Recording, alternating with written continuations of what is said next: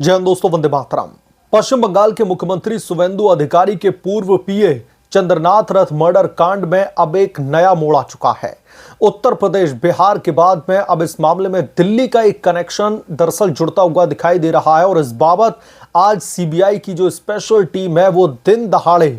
एक घर में घुस गई मुख्य सरगना को दबोचने के लिए, या फिर यूं कह लीजिए कि उसकी गिरफ्तारी के बाद में जो इस मामले का मुख्य मास्टरमाइंड है उसकी गर्दन तक हाथ आसानी से इन्वेस्टिगेटिव एजेंसीज के पहुंच जाएंगे। इसीलिए ये दिन दहाड़े रेड मारी गई और ये रेड तकरीबन 2 घंटे तक दोस्तों चली। इस मामले को लेकर फिलहाल क्या बड़े बड़े अपडेट्स आ रहे हैं, पीए चंद्रनाथ मर्डर कांड में कहां तक इन्वेस्टिगेशन पहुंची है और इस मामले में जो पॉलिटिकल एंगल है अब वो क्या एस्टैब्लिश करता हुआ दिखाई दे रहा है, सब कुछ इस रिपोर्ट में हम सिलसिलेवार तरीके से जानेंगे। आप लोगों से गुजारिश है, अगर आप लोगों को ये रिपोर्ट पसंद आए तो वीडियो को लाइक करें और अगर आप लोग चैनल पर नए हैं तो प्लीज चैनल को सब्सक्राइब जरूर करें। दोस्तों, यूपी बिहार से अभी तक 3 आरोपियों को गिरफ्तार किया गया था, उनसे लगातार जांच चल रही थी और अब इसमें देश की राजधानी दिल्ली का कनेक्शन भी निकल करके आ चुका है। खबर यह है कि आज तड़के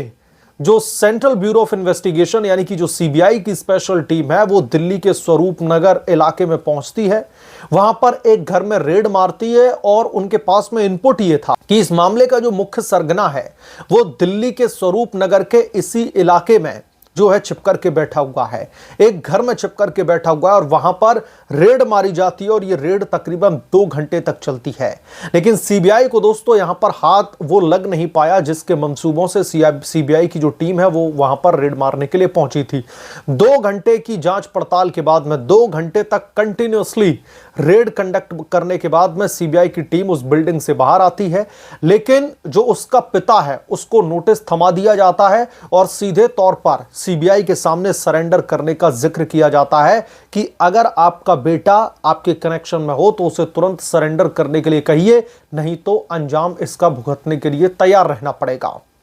तो दोस्तों, अब इस मामले में जो ये नया बड़ा डेवलपमेंट निकल करके सामने आया है, कल ही खबर आई थी कि जो यूपी बिहार से जिन लोगों को दबोचा गया है, जब उनकी चूड़ियां टाइट की जा रही हैं पूछताछ के दरमियान, तो उस समय एक मुख्य सरगना का जिक्र किया गया था और यह जिक्र इसलिए भी जरूरी था क्योंकि तब यह खुलासा हुआ था कि सिग्नल एप्लीकेशन के जरिए यह पूरी की पूरी पटकथा रची गई थी। इस मर्डर को कैसे अंजाम दिया जाना है, यह पूरी पटकथा इसी एप्लीकेशन में इनक्रिप्टेड चैट के जरिए की गई थी और इस पर तकरीबन 70 लाख रुपए जो है सुपारी के तौर पर दिए गए थे इन सुपारी किलर्स को। उसके बाद में उन्होंने इस घटना को अंजाम दिया था और जब इनको इंटेरोगेट किया गया, जब 3rd डिग्री दिया गया, तो इन्होंने एक मुख्य सरगना का नाम जो है लिया और सीबीआई को यह अंदेशा था कि यह मुख्य सरगना दिल्ली के स्वरूप नगर इलाके में छिपकर के बैठा हुआ और वहां पर उनकी तरफ से रेड मारी जाती है। लेकिन 2 घंटे तक चली रेड में सीबीआई को कुछ हाथ नहीं लगा। लेकिन दोस्तों, यहां पर यह समझने की जरूरत है कि शुवेंदु अधिकारी ने इस मामले में कितने बड़े पैमाने पर सजगता दिखाई है और पूरी की पूरी जो मशीनरी है वो इसमें झोंक दी गई है कि पीए शुवेंदु अधिकारी के जो मर्डरर हैं,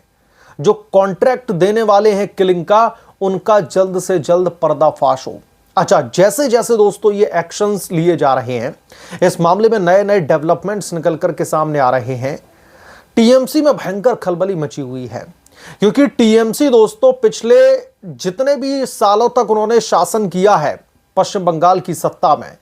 एक गुंडा पार्टी बनकर के उभरी है। एक ऐसी पॉलिटिकल पार्टी जिसने गुंडत्व के दम पर वहां पर एक खास समुदाय के लोगों को प्रताड़ित किया है, वहां पर एक खास समुदाय के लोगों को पलायन करने पर मजबूर कर दिया है। और आज जब सत्ता बदल चुकी है तो ये जो टीएमसी के गुंडे हैं वो दोस्तों भीगी बिल्ली बन चुके हैं और जो आउट ऑफ फ्रस्ट्रेशन पीए चंद्रनाथ रथ का जो मर्डर किया गया है, जिसमें 70 लाख रुपए की नकद राशि की बात कही जा रही है, इस मामले में पूरी की पूरी तृणमूल कांग्रेस ऑलरेडी कटघरे में खड़ी हुई है। पूरी की पूरी टीएमसी के उच्च नेतृत्व के हाथ पांव फूल रहे हैं, उनके तोते उड़े हुए हैं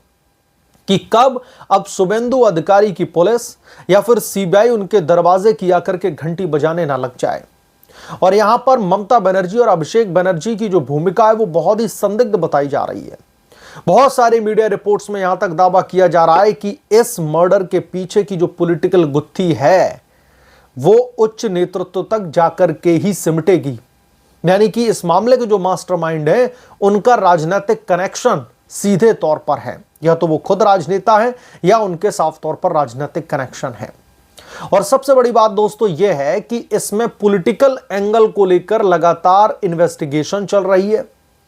बीजेपी बार बार यह कह रही है कि हम उन मर्डरर्स को, जो मास्टरमाइंड है, उनको हम छोड़ेंगे नहीं, और कार्यकर्ता तो सीधे एनकाउंटर करने की बात कर रहे हैं कि इनसे इंटेरोगेशन करके समय जाया ना किया जाए, इन लोगों का सीधा एनकाउंटर किया जाए और इनका हिसाब क्लियर, उसके बाद में इस मामले पर जांच आगे बढ़ाई जाए और जो मास्टरमाइंड है उनको भी दबोचने का काम किया जाए। जांच एजेंसियां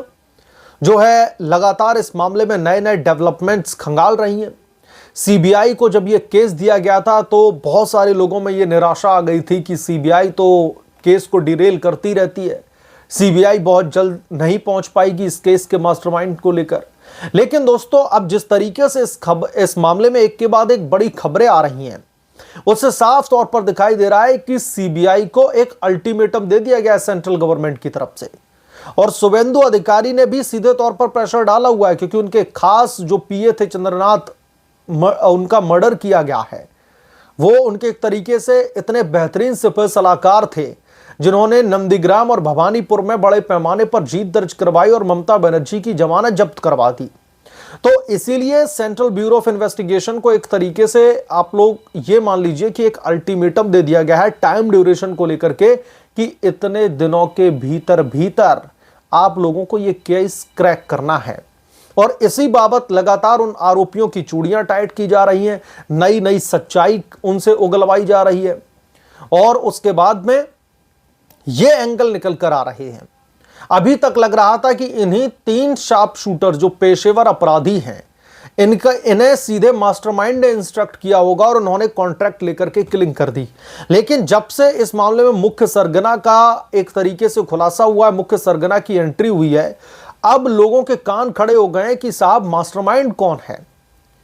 सीधा जब किसी को मारना था तो सीधा ना मार करके कैसे घुमा के गोल गोल कई सारे लोगों के साथ में कांटेक्ट में आकर के, ताकि मर्डर का इल्जाम सीधे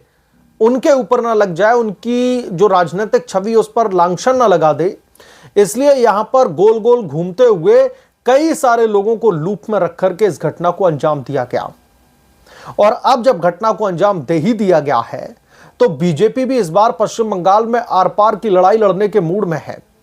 राजनीतिक लड़ाई तो जीत चुकी है भारतीय जनता पार्टी, लेकिन अभी टीएमसी की गुंडत्व की लड़ाई लड़ना बाकी है। टीएमसी की गुंडा लड़ाई से दरअसल बीजेपी 2-4 होने की कोशिश कर रही है, और यही होता दिख रहा है। पश्चिम बंगाल में साफ तौर पर इन्वेस्टिगेटिव एजेंसीज हो, पुलिस हो, एसआईटी हो, सब पूरी तरीके से जो है उनको इंस्ट्रक्ट कर दिया गया है कि जल्द से जल्द उन्हें मर्डर की फाइल उनकी टेबल पे चाहिए सीएम साहब की। तो इसीलिए टीएमसी में दोस्तों भयंकर खलबली है। और दिल्ली में जो रेड मारी गई है सीबीआई की तरफ से, अब सवाल यहां पर यह उठता है कि सीबीआई को यह इनपुट मिला था कि वो मुख्य सरगना वहां पर छिप करके बैठा हुआ है, उसे दबोचने के लिए दिन दहाड़े घुसी थी सीबीआई की स्पेशल टीम। तो उसके पास तक यह खबर कैसे पहुंची कि सीबीआई की टीम वहां पर रेड मारने आ रही है? ये बहुत सारी चीजें हैं जो इस केस की और राजनेताओं की संदिग्धता को भी दर्शाता है, उनको भी उजागर करता है। बहरहाल दिल्ली में जो रेड मारी है सीबीआई की स्पेशल टीम ने, और इस मामले में जो ये नया डेवलपमेंट आया है, इस मामले में आपकी क्या राय है, आप क्या सोचते हैं, हमें कमेंट करके जरूर बताएं। जल्द मिलूंगा किस दूसरे बड़े अपडेट के साथ में, तब तक के लिए धन्यवाद। अगर आप लोग चैनल पर नए हैं तो प्लीज चैनल को सब्सक्राइब करें, साइड बने बेल आइकन को जरूर प्रेस करें, ताकि जब भी मैं कोई बड़ी खबर लेकर के आऊं तो इसकी जानकारी सबसे पहले आपको मिले।